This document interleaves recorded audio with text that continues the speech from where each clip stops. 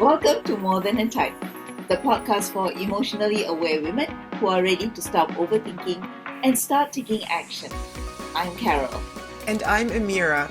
We're certified DISC practitioners and mindset coaches. After 5 years of coaching women just like you, we know this. Understanding yourself is powerful, but what you do with that insight is where real change happens. In each episode, we'll unpack the patterns, personalities, and pressures that keep you stuck and give you tools to move forward with clarity, confidence, and purpose. You're more than a type. Let's turn clarity into confidence and confidence into action.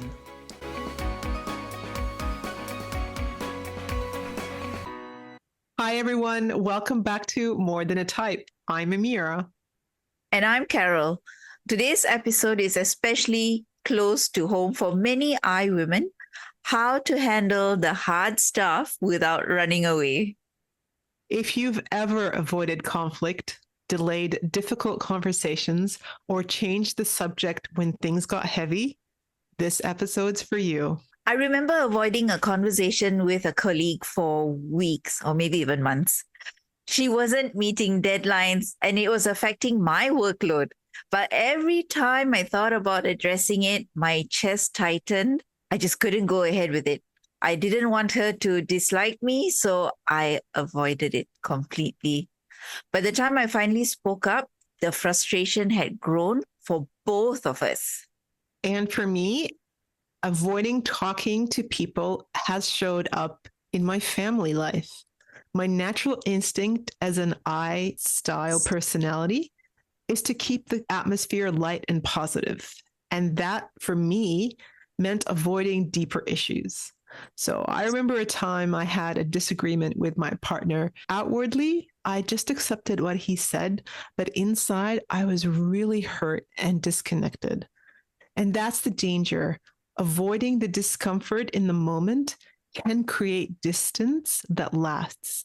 So I remember he said something that I felt like a stab to the heart. And I don't want to say it out loud because it was in the past.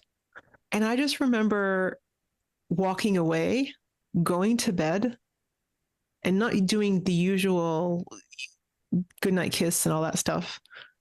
And then just the next day feeling like I was floating in another universe. Like, how do I get back to connect with someone? How do I tell them that he hurt me? How do I bring up the conversation? Because to me, it seemed like everything was normal. He just didn't realize what he said actually hurt so much. And if you know anything about psychology, usually what you hear is what's hurting you on the inside. So it's not like he wanted to hurt me. It's what I was thinking of myself. And I thought he was telling me off for something that I was judging myself on. So the danger is the rift that is created in the relationship that you have, all because you don't want to bring up something that could make you uncomfortable in the moment, but could resolve so many issues moving forward. And that's why this is so important, because growth happens in those hard conversations. Running from them keeps you stuck in the same patterns. And I remember when we sat down to speak about this, he had no clue how it affected me. And he just said, what do I do? And I said, well, nothing. It's just talking about it is really important. And I remember just feeling hot and feeling really uncomfortable. My heart was beating in my chest, and I could feel my hands were like really clammy and really sweaty. And he was just asking me, asking me to tell him what to do. And I had no clue. I was trying to contain my own emotions, trying to regulate my own nervous system. But what I did in hindsight, I guess what I did appreciate is his openness. And I thought he was going to be defensive, and he actually wasn't. So opening the conversation is never as bad as you think it's going to be. I feel like you just need to have the courage to start it. And then if you have a lot of love and respect between the two of you, the conversation will develop organically. Very nicely said, Amira. You're right. You have to have courage to take that first step. Yeah. That first step in that difficult conversation. And I've seen this in my son as well, my relationship with my son, because there was one time he was going through a really difficult time, and I was trying to be supportive, the mommy who's a coach trying to support the son. And at one point he said, "Mommy, I have to tell you this. When you do this and this and this, it makes me feel." So, he did that difficult thing, telling me how he felt. And of course, I listened and I accepted it. And I needed to change as well. Yeah. Yeah. It's super important. And this is what it looks like when you don't have those conversations. So in my mind, I'm thinking of Jack Sparrow from Pirates of the Caribbean. He comes in all charming, all witty, haha. He's always got something to say and to do, and he's always ready with a distraction. But then when things get tough, he deflects or he slips away and he goes off into his pirate ship, and you never hear from him again. He's never at that port. He's never going to realize the bomb that he left on the beach. Yeah. And that is the I style in conflict. And I must say that part of my growing up has always been, God bless my parents, but they never talked about the mistakes or the big things that happened the night before. So there was always this, we don't talk about it. We don't talk about that. Always felt like there was this heaviness that you could never bring things up, or we were never taught to bring things up with my parents, or they never knew how to bring things up. And Amira, if we compare that with your experience, the story you told us earlier about the feeling you had about what your husband had said, and the courage you had to bring it up to him as well the next day, how did you feel after? To be honest, in that moment, I felt a combination of numbness, and it was just my nervous system trying to catch up to the reality. I just remember thinking, this is not what I want my marriage to be like. I'm not going to be like my parents. I hear these you. are like the issues that I go through, right? Sharing it just with you, Carol, and everyone that's listening.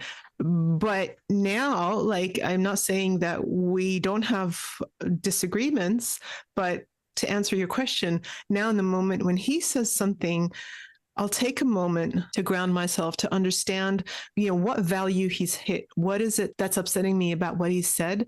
And then I'll actually address it in the moment, like within half an hour.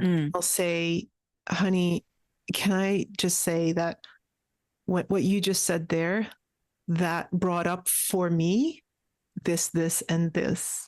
And how do I feel? To answer your question, how do I feel? I feel like I am a responsible, loving adult that's trying to keep a relationship honest and open and full of communication. And it feels good. I'm glad to be at this stage. We're still working on it, obviously. Beautiful.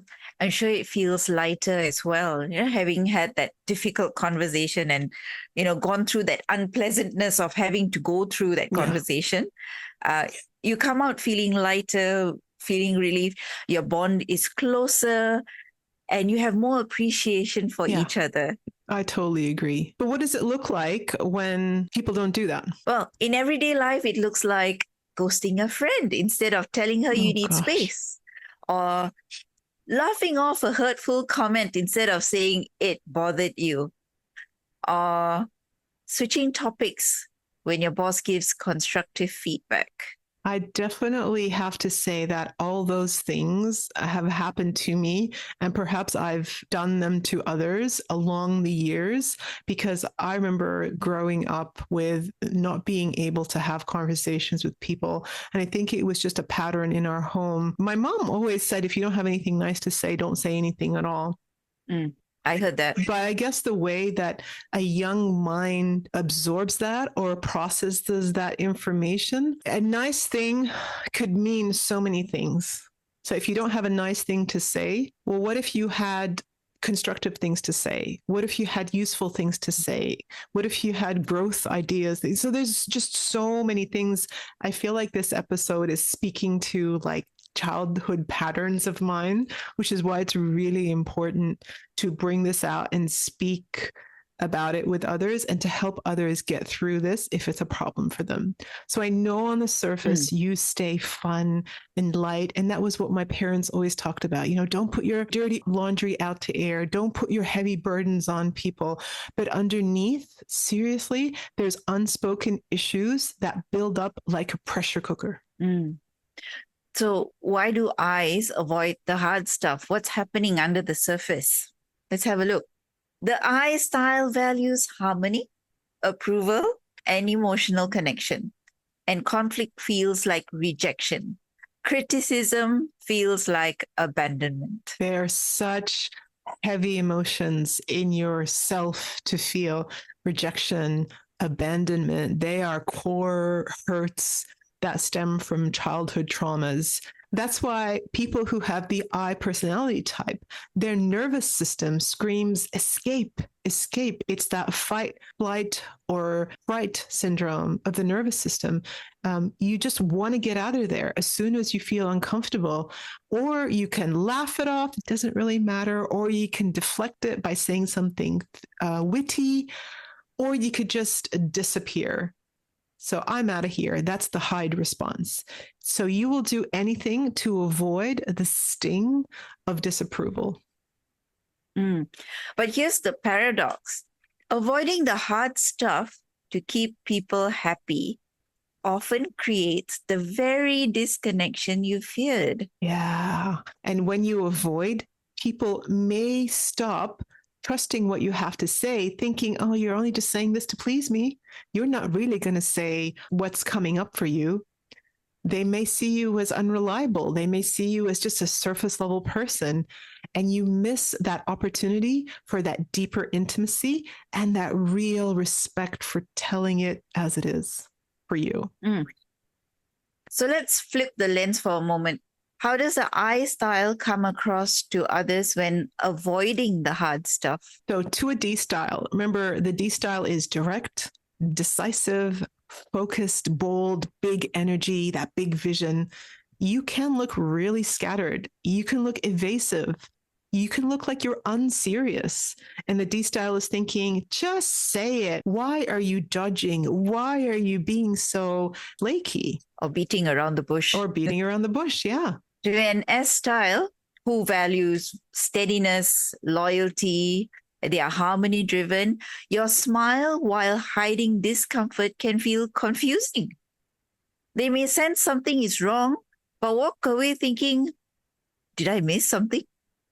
Are they upset with me? They tend to take on that responsibility for what you are feeling. And to a C style, you know, that person who is very detail focused, really analytical, very structured in their thinking, very systems thinking, your avoidance can feel careless or even disrespectful. The C values clarity. So if you deflect or you gloss over things, they might lose trust, thinking they're not taking this seriously. And here's the sting. While you think you're protecting the relationship by avoiding conflict, others may experience you as unreliable or superficial. That's where trust breaks down. And that's why leaning into honesty, even when it feels uncomfortable, is what actually deepens connection. So what's the way forward? How can an I-style personality stay present in tough moments without running? All right, let's bring up a scenario. So imagine a friend of yours makes a comment that stings. The unresourceful response would be, ha ha ha, you laugh it off, or you change the subject. And later get really passive aggressive. You get home and you vent to someone else. Outwardly, you made it really smooth while it happened, but inside you felt a hook and you felt small and unseen. The resourceful version, you take a breath, soften your voice and say, hey, you know, when you said that, it landed a bit heavy for me. Can we talk about it? You're not being dramatic, you're being honest. Instead of running, you're being present. And that connection grows. Now, I do want to say that it does depend on who you're speaking to.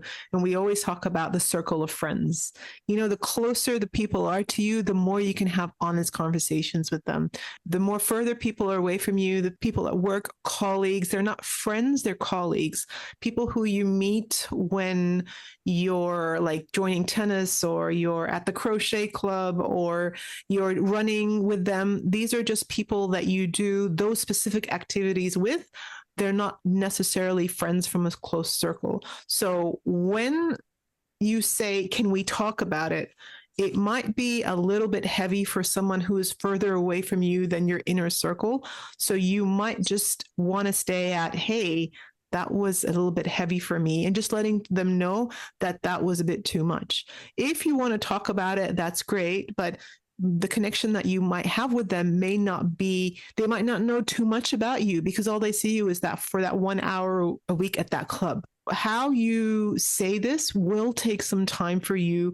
And it helps to have a few of these lines like ready that you've practiced, or just start to use them and see when you can use what with what type of friend. I think something worth considering at this point also is the ability to set boundaries, especially when you're dealing with people, with new people, people you don't know, people who don't know you yet. Remember, we teach people how to treat us.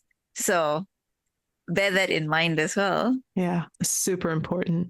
So here are some ways to build your muscle for handling the hard stuff. The first one is anchor your body. When discomfort rises, pause, feel your feet on the ground, drop your shoulders, take one slow breath. Grounding interrupts the flight response. The second one is name it simply. You don't have to deliver a speech. Just use one clear sentence. That didn't sit right with me. Or I need to think about that. Simple words, calm tone. The third one is lean on curiosity. Instead of assuming the worst, ask, can you tell me what you meant by that? Curiosity reduces defensiveness and keeps you in dialogue. Yeah, that's super great. And I must say that each of those things I do constantly. Another tip is to practice your small no's. Carol mentioned boundaries. So someone comes along and goes, hey, Carol, you'll be all right if I just leave this on your desk. You can fix this in half an hour and have it back to me. No, I can't. This helps you build confidence for bigger conversations. And this is one of my favorites, visualizing the win. Before a tough talk, picture it ending well. So going back to the example that I gave when I had a disagreement with my husband, picture it ending well. Imagine you sitting together. Imagine me talking. Imagine him nodding. And then imagine him hugging me, giving me a kiss afterwards. And imagine that couple looking nice and strong. This helps you prime your nervous system into a positive response. Your brain rehearses the outcome and your body follows. That's nice. I like it. The visualization actually helps make what we imagine into a reality. Agreed. So imagine this. Instead of being the one who avoids, you're the one who leans in with honesty. People still love your energy, but now they respect your courage too. And I feel like that is one of the most important things. So I do want to be the person who gets things done. I know that about myself. I want to be the one who makes a great relationship. I want to be the one who brings honesty and brings resolution. So I have found that if I can merge those two things, being able to be uncomfortable and reframe it into, I want to make my relationship a better one, it helps me overcome the discomfort of getting started. And it brings me to the outcome of teaching people how to deal with me. So here's your challenge this week. Have one small, honest conversation where you'd normally deflect or avoid. Notice how your body feels when you choose presence over escape. Do you feel stronger? Do you feel more authentic? Do you feel more connected? And also be prepared for your nervous system to fire up. Your heart may race, your chest may tighten, your palms may sweat. That doesn't mean you're unsafe. It means your body is registering vulnerability. Learning to stay with that intensity instead of running from it is the real growth edge. That's a really important point. The goal isn't to feel perfectly calm in a hard conversation. It's to stay steady enough to keep showing up. Over time, your nervous system learns, I can handle this. I don't have to escape. Because when you handle the hard stuff without running, you stop being just the life of the party. You become the one people can trust with their real selves. So let's recap today's key insights. The I style avoids conflict to protect connection, but avoidance creates disconnection. The unresourceful pattern is deflecting, ghosting, or laughing things off. The resourceful shift is staying grounded, naming things simply, and leaning into curiosity. Now we'd love to hear from you. What's one hard conversation you've been avoiding? Share it with us. We'd love to feature your story in a future episode. And next time, we'll shift into the steady S style, the peacekeepers who hold everything together, often at their own expense. Thanks for tuning into More Than a Type. Remember to subscribe, leave us a review, and share this with someone who needs this insight today. Until then, keep leading with clarity and living with purpose.